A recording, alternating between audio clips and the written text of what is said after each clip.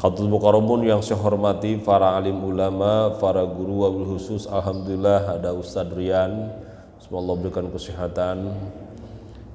Saibul Majlis Haji Samsudin, orang tua kita, Haji Wang, Haji Wahab, Haji Usman, Haji Nasik. Haji Wang udah nggak ada ya, lupa saya. Perasaan masih ada, wah. Iya suka duduk gini, bayang doang. Atau emang lagi hadir kali ya, kelihatan sekelebat masalahnya. Allahumma gfir lahu, lagi ingat. Dan para haji-haji yang lain wabil khusus, alhamdulillah Bapak Haji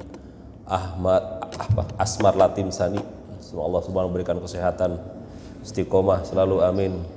Para asatij, Haji Wira, alhamdulillah Ustadz muda kita, ya imam kita, ya Haji Dahlan, ya Haji Ustadz Kardi, tuh, Haji Uun belum kelihatan, mudah-mudahan sehat, amin ya robbal alamin. Baik jamaah rahimakumullah, kita bacain Fatihah saja dulu majelis kita. Semoga Allah berikan ilmu manfaat buat kita semua. Ila hadratin Nabil Mustafa Muhammadin sallallahu alaihi wasallam wa ala alihi wa azwajihi sayyidahum al-Fatihah. A'udzu billahi minasyaitonir rajim. Bismillahirrahmanirrahim. Alhamdulillahirabbil alamin arrahmanir rahim maliki yaumiddin. Iyyaka na'budu wa iyyaka nasta'in ihdinas siratal mustaqim siratal ladzina an'amta 'alaihim ghairil maghdubi 'alaihim waladdallin. Fatihah berikutnya untuk almarhum almarhumah, ya baik yang tertulis atau yang tidak tertulis. Yang tidak tertulis disebutkan saja ya. Ila hadrati jami'ahil kubur minal muslimin wal muslimat wal mu'min khususan rahi Haji Saban bin Haji Sarman, Haji Keman Muhtar bin Awan, Yusuf Subran bin Asmawi, Kiai Jindang Barnas bin Kiai Haji Kosasi, Kiai Jindang Barnas, Kiai Haji Jindang Ngarwis, Kiai Haji Muhammad Hutamin Pada Wejah bin Haji Muhammad Saida, Kiai Haji Muhammad Nur bin Salim, Mualim Haji Karis bin Dempo, dan isi Kiai Haji Muhammad Fatin, Haji Fatur Rahim bin Haji Muhammad Danu, Haji Abdul Majid bin Malik, dan isi Haji Sarman bin Sanan, dan isi Haji Ihsan bin Haji Sarman, dan isi Haji Sanam, Ibu Sanam binti Haji Sarman, Haji Sarah bin Haji Sarman, Ahmad bin Malik, Fia binti Malik, Rifa binti Malik, Siti Haji Siban Sanus bin Haji Abdul Majid, dan isi Mani bin Abdul Majid, Haji Mila binti Haji Majid, Haji Nasik bin Haji Ihsan, Haji Nasik Sonjai bin Haji Imun, Allahumma gfirlahu, Haji Nadi bin Bonina, Haji Nazm bin Haji San, Haji Sunni binti Yusuf, Haji Uang Sumardi bin Tayyib, Allahumma gfirlahu,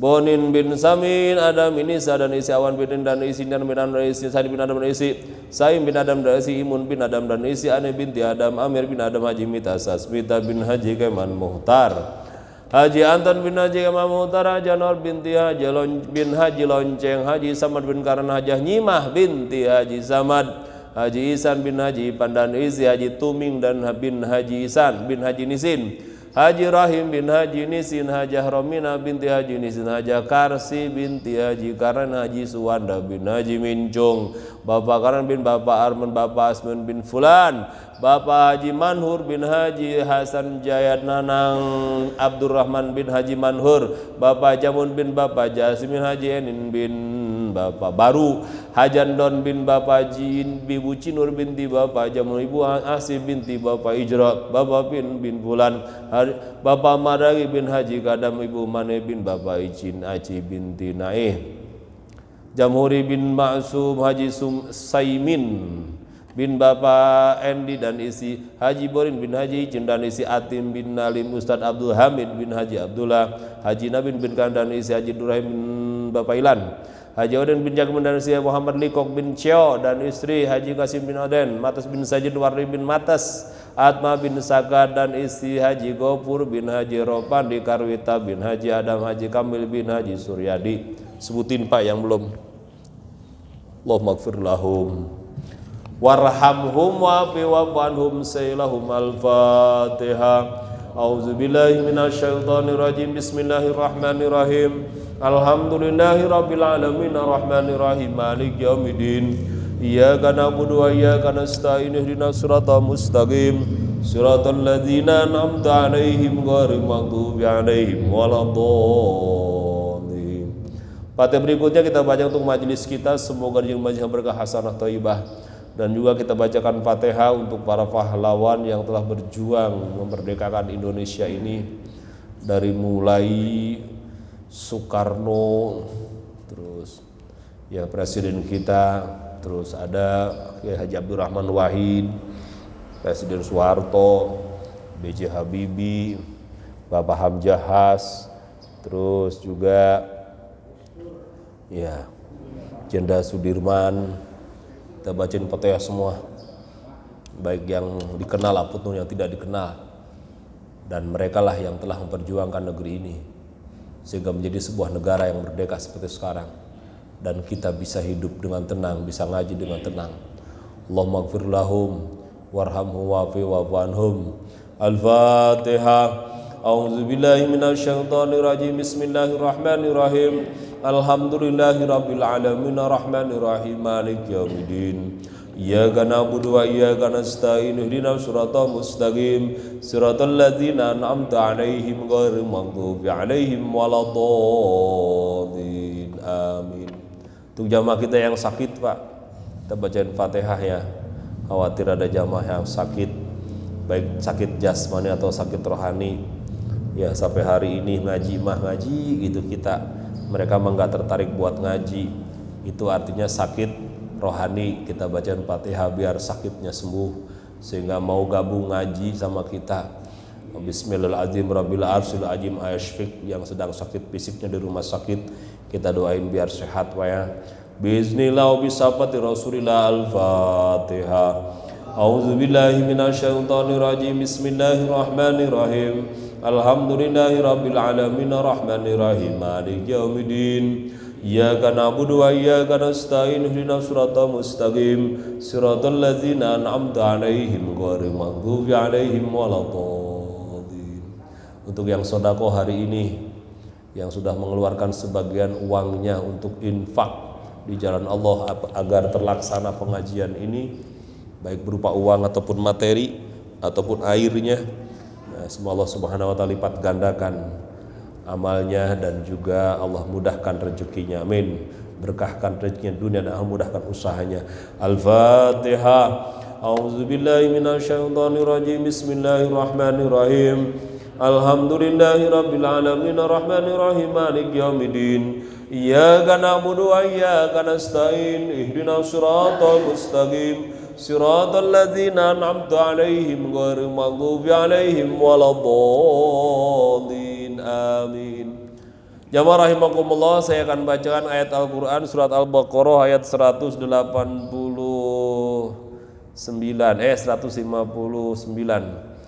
A'udzubillahi minasyaitonir rajim.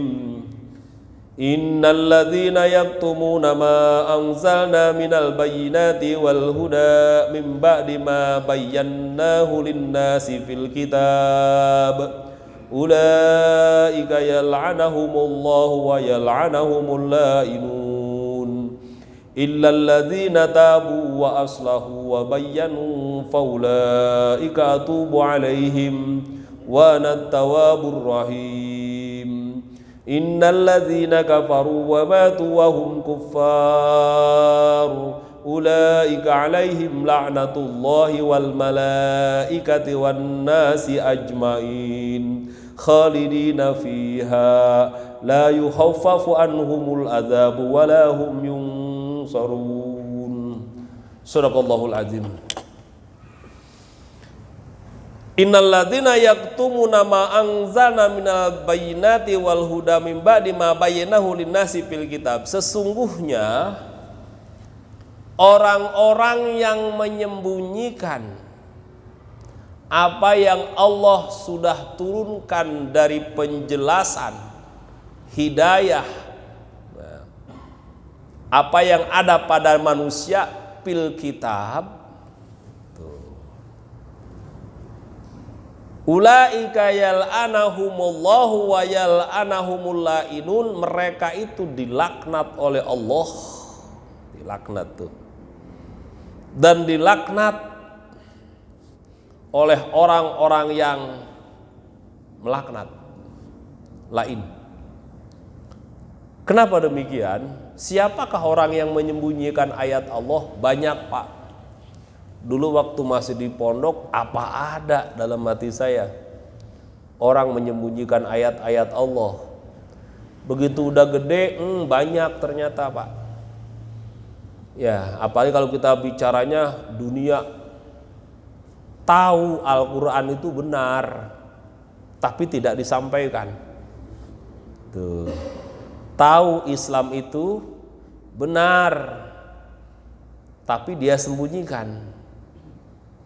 Ma'angzalna minal bayinat, apa yang telah kami turunkan dari penjelasan, petunjuk, mimba di ma bayanahu linnasi fil kitab, setelahnya penjelasan itu ada pada kitab. Tuh, mereka sembunyikan, Pak. Tuh. Kenapa disembunyikan? Karena mereka ketakutan. Ketakutan pamor mereka hilang dengan adanya Quran.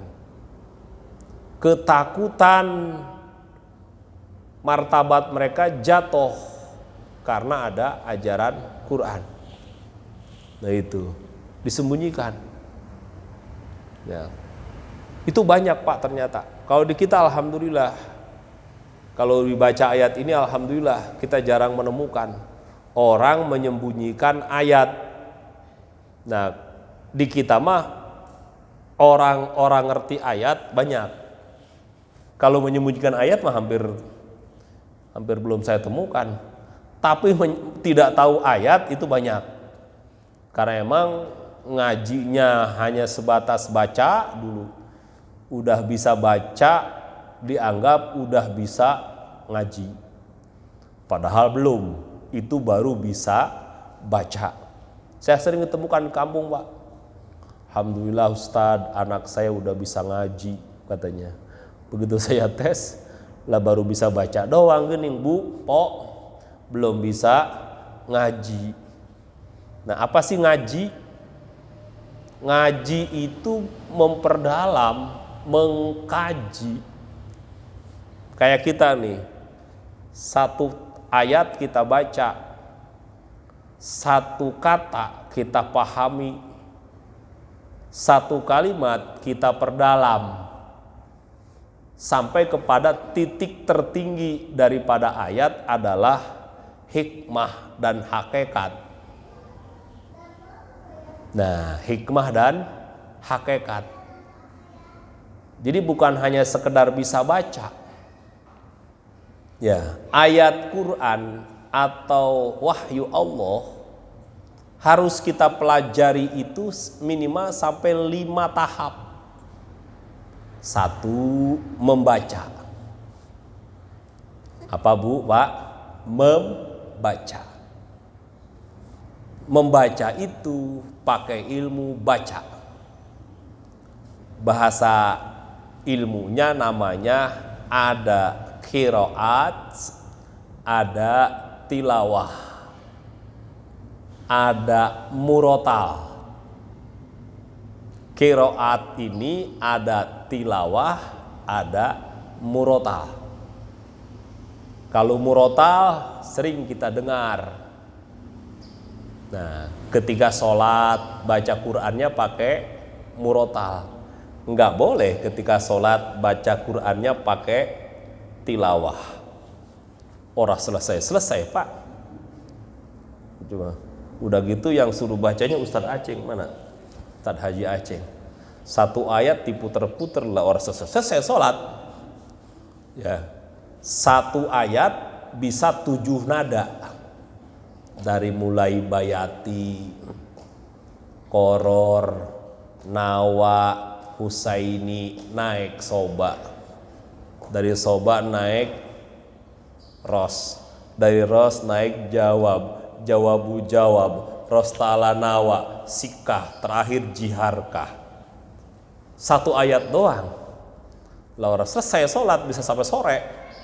Tuh makanya sholat mah harus pakai murotal.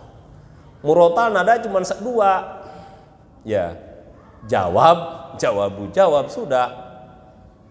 Yang pertama naik, yang kedua turun.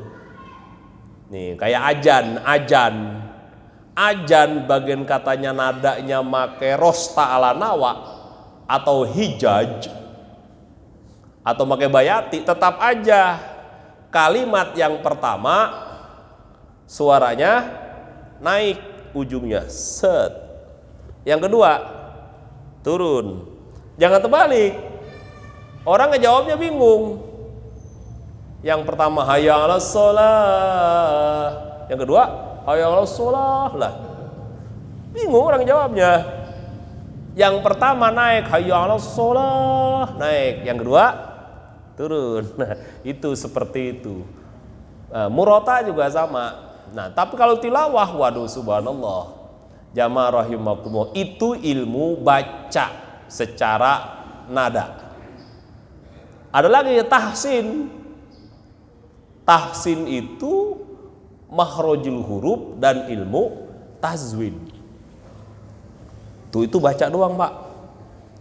Udah bisa tahsin, tajwidnya udah pas, makhrajul hurufnya udah pas, tilawahnya udah pas, ya qiraatnya udah pas. Udah bisa ngaji belum? Belum. Baru bisa baca. Alhamdulillah. Tapi di kampung baru bisa baca, gak sebutnya ustad. Insya Allah di kampung mah baru bisa pipin tahlil ya sebutnya ustad.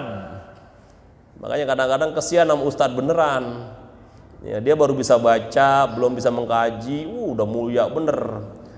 Karena ketinggian kemuliaannya kawin mulu tuh ustad. Ujung-ujungnya ya ustad. Semua ustad disamain, Pak. Ya ustad tukang kawin, ya lagi lihat ustad yang bener kasihan. Aduh subhanallah, ya Allah rabbuna wa rabbukum. Makanya kadang-kadang saya kalau sebut Pak Ustad belum siap, saya mah jujur belum sebut Pak Ustad, belum, takut sebut tukang kawin. Jamaah rahimakumullah, kembali ya, orang yang menyembunyikan ayat berarti menyembunyikan kebenaran. Orang yang menyembunyikan kebenaran itu dilaknat oleh Allah dan dilaknat oleh makhluk-makhluk yang lain. Nauzubillah min. Illalladzina tabu wa aslahu, kecuali orang yang tobat. Kecuali orang yang tobat. Bagaimana cara tobat? Pertama, wa aslahu, perbaiki diri. Jadi tobat itu harus apa? Perbaiki diri kita. Yang tadinya ngebohong menjadi jujur.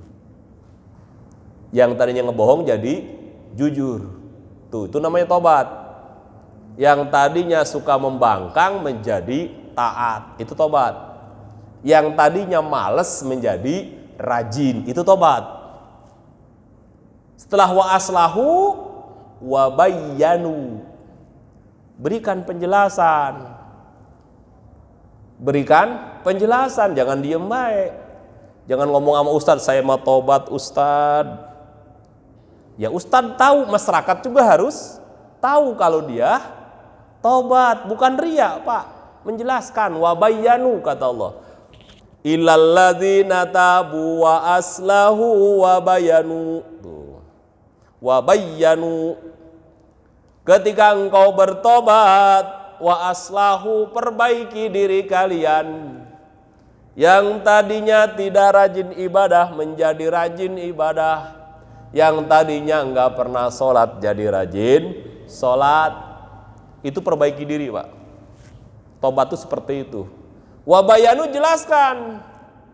Bukan hanya cerita sama ustadz, tapi jelaskan pada umat. Buktikan kalau Anda itu tobat. Apa salah satu buktinya? Rajin ke masjid. Jangan aku tobat, gue mau tobat, tapi di rumah baik. Belum tobat berarti. Tebang ngomong doang tobat. Buktikan kalau emang tobat. Kemana? Ke masjid.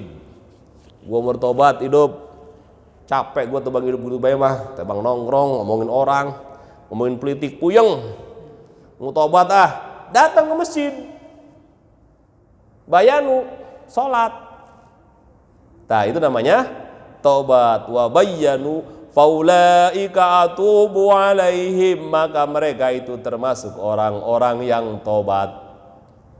Terus wa ana tawwabur rahim, dan aku adalah, kata Allah, maha penerima tobat lagi maha penyayang. Alhamdulillah. Tuh. Tukang bohong tobat, udah jangan ngebohong lagi, berikan penjelasan yang sebenarnya. Terus sebetulnya waktu itu saya ngomong, nah itu jelaskan, sehari ini tobat. Nah, innalladzina kafaru wa matu wa hum kufar, orang-orang yang kafir dan mereka mati dalam kondisi kafir, ulaika alaihim la'natullahi wal malaikati wan nasi ajmain, mereka akan dilaknat oleh Allah dan para malaikat dan seluruh manusia. Nauzubillah min. Tuh, apa sih kafir, Ustaz? Kafir itu tidak mau menerima ajaran Islam. Satu, kafir itu tidak mau menerima kebenaran.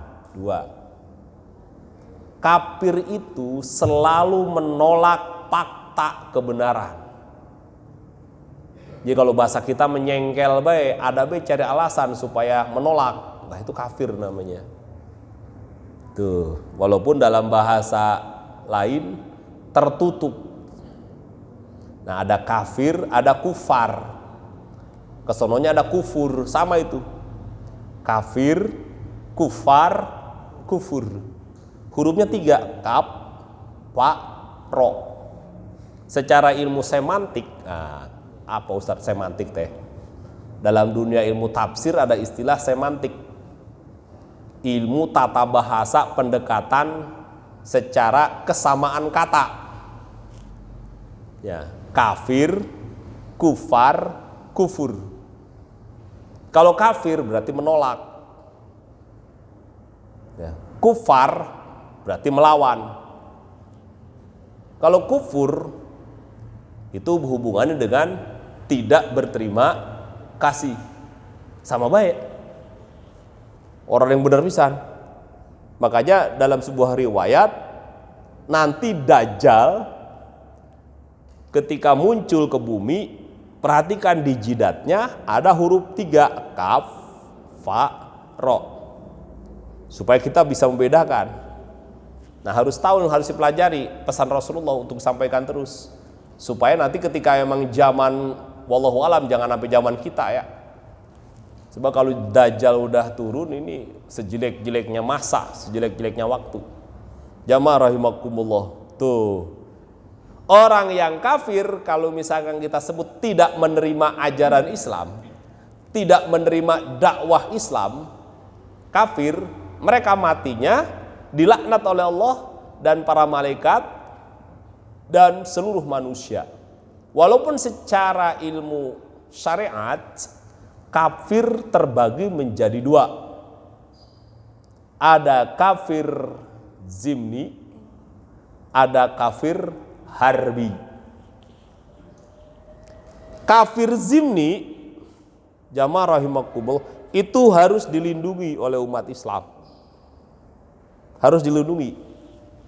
Tapi kalau kafir harbi itu harus dilawan. Tuh, kafir harbi mah boleh dibunuh.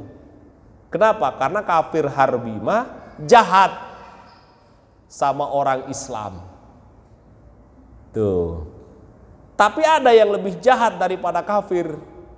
Namanya zalim. Zalim apa? Bukan hanya orang kafir. Orang Islam ada yang zalimah. Ya, orang Islam banyak yang zalimah. Saudara sama saudara kejem banget, itu kan zalim. Padahal seagama. Ya, zalim itu. Siksanya sama kayak orang kafir. Itu zalim, Pak. Ada kafir zalim, ada orang ngaku Islam yang zalim. Tuh, nauzubillah min zalik. Makanya Ittaqu zulma, kata Rasulullah. Fa inna zulma zulumatu yaumal qiyamah. Takutlah kalian akan sifat zalim, karena zalim itu akan gelap pada hari kiamat. Nauzubillah min. Tuh, kalau zalim mah beda. Sama hukumannya kayak orang kafir. Jahat-jahat juga sama. Cuma kalau kafir ada harbi, ada zimni. Lalu kalau kafir zimni dilindungi oleh Islam. Jamaah rahimakumullah. Saya ingin ngomong ini sebetulnya sore hari ini supaya membuka cakrawala. Ternyata kita ini hidup, ini kita ini orang Islam nih, hidup di zaman kekalahan. Makanya kenapa orang NU kalau sholat subuh pakai doa kunut terus. Karena ulama paham betul, kita ini hidup di zaman ketertindasan, di zaman kekalahan. Ya, ketika umat Islam dulu berkuasa, Bapak mencari keadilan, pasti dapat keadilan. Sekarang tidak bisa, Pak. Bapak terzolimi, menuntut keadilan, nggak akan dapat keadilan. Kenapa? Karena kita umat Islam. Tuh, kalau pengen coba aja silahkan. Bukan berarti saya melecehkan pengadilan, tidak, silahkan.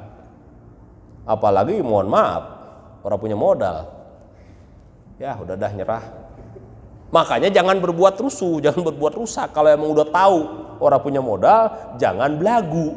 Kalau jangan belagu, jangan segala dilawan, langgaran-langgaran hukum, jangan. Taat hukum, taat apa itu mah. Kadang-kadang belagu kita. Modal orang punya, apa orang punya, segala ngajuin lapor-laporin. La ilaha illallah Muhammad Rasulullah. Nah, ujung-ujungnya mau bakal dapat keadilan. Kenapa? Adakah di antara bapak-bapak yang umurnya di atas 200 tahun? Enggak ada, Pak. Enggak ada. Sejak kekhalifahan itu hancur, umat Islam itu enggak punya pemimpin, Pak. Pengadilan itu enggak ada yang namanya kalau bahasa kita teh mengangkat harkat derajat umat Islam tuh enggak ada.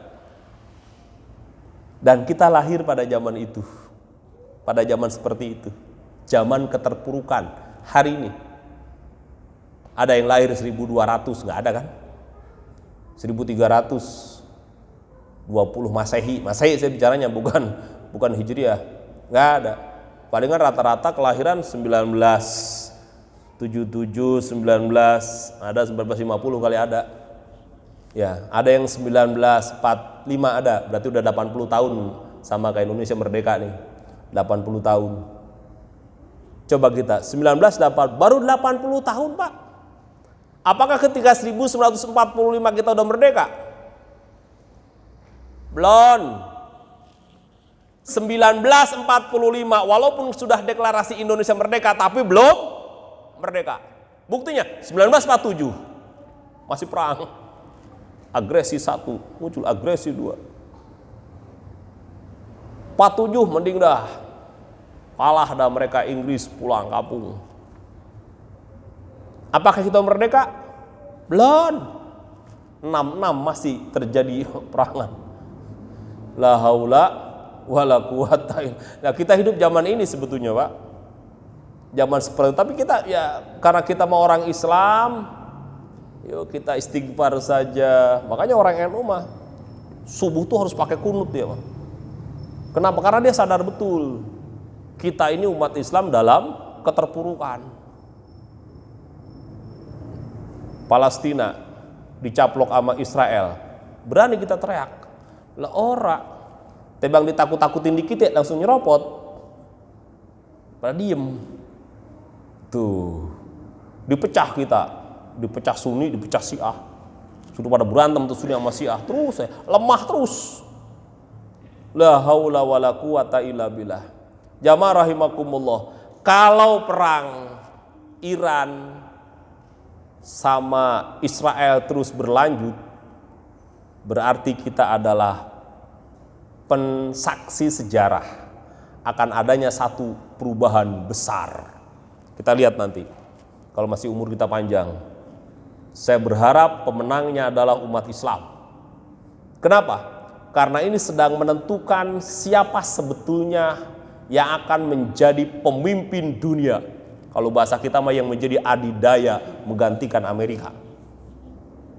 Kalau memang ternyata Iran, walaupun kalau bahasa kita mau orang Syiah, tapi dia adalah Muslim, insya Allah Islam akan bangkit.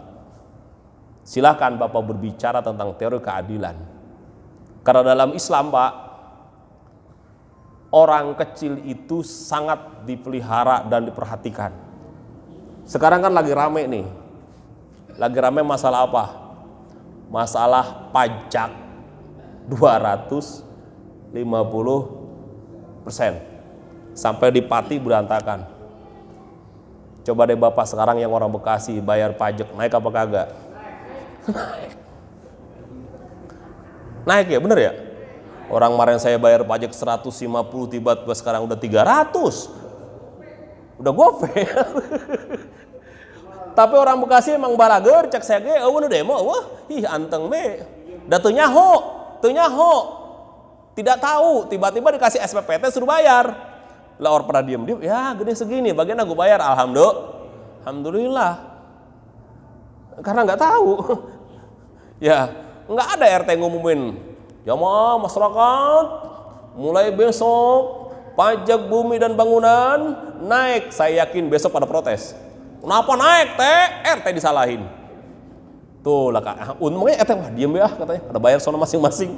Pas bayar teh, gede-gede banget, gede-gede banget. Jamaah rahimakumullah. Sekarang lagi ini nih, lagi kalau bahasa kita lagi panas. Jamaah rahimakumullah. Dalam sistem Islam tidak ada istilah pajak. Adanya jizyah, adanya ghanimah, adanya zakat. Nah, sekarang yang lagi hangat adalah pajak akan disamakan seperti zakat. Kalau zakat berapa Pak? 2,5%. Lebih gede Pak. Tapi kan bagi yang nisob, bagi yang miskin tidak kena. Makanya ajaran Islam melindungi orang-orang yang miskin kalau diterapkan. Nah, sekarang lagi ramai nih, para tim Basul Masail lagi ngebahas nih. Saya nggak berani mutusin ya, karena belum final. Nah, seperti apa nanti ke depan hukum yang ada di kita? Intinya, kalau jizyah buat siapa? Jizyah itu untuk orang kafir yang tinggal di wilayah Muslim. Jizyah, wah udah habis waktunya, tapi nggak apa-apa dikit lagi. Itu jizyah ya. Nah, siapa mereka? Yang tadi saya katakan disebut dengan kafir zimni. Kenyataannya di kita yang menguasai ekonomi, la haula wala quwata illa billah. Kesimpulannya, kajian kita pada hari ini adalah orang-orang yang kafir dan mati dalam kondisi kafir, mereka itu akan dilaknat oleh Allah dan para malaikat dan seluruh manusia. Nauzubillah min dzalik, kecuali orang yang tobat. Mudah-mudahan kita semua termasuk orang-orang yang bisa tobat dan taubat kita diterima oleh Allah Subhanahu wa taala. Amin ya rabbal alamin. Kita